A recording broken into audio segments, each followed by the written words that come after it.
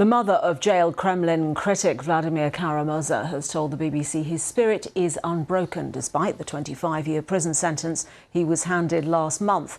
Mr. Kara-Murza, one of President Putin's most vocal critics, was convicted of a string of alleged crimes, including treason. His mother, Elena Gordon, who's been allowed to see him since the verdict, says that fearing for his safety last year, she begged him not to return to Russia. She's been talking to our Russia editor, Steve Rosenberg, in Moscow. He's brave, obviously. His spirit is unbroken. I'm worried about his health.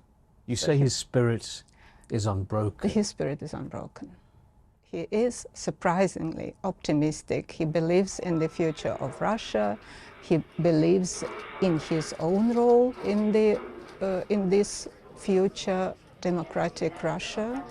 In terms of his own immediate future, he is realistic. He is getting ready to be transferred to a penal colony. Vladimir must have known last year when he came back to Russia, and you must have known that he was putting himself in a lot of danger by returning to Russia as a big critic of Vladimir Putin and someone who was instrumental in pushing Western governments to introduce sanctions on corrupt officials. Did you try to stop him last year coming back? I did, because it's a very painful topic for me as a mother. Because first of all, I'm his mother, I must say. I cannot distance myself and see him as a political figure only. He's first and utmost a son for me, my son. And I begged him not to go back to Russia. He didn't promise. He said he promised to think about this. And as you say, the result of his thinking was negative.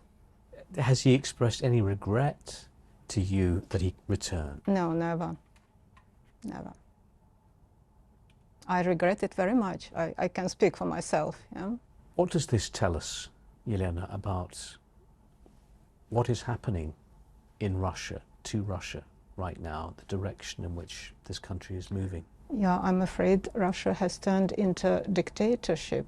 And it is, to me, it all looks rather grotesque, actually, that in the 21st century, we see around us what was described in the anti-utopias of the 20th century. It's a regress. It's a terrible regress. It's a shame. The jailed Russian critic, or the mother of the critic of Putin.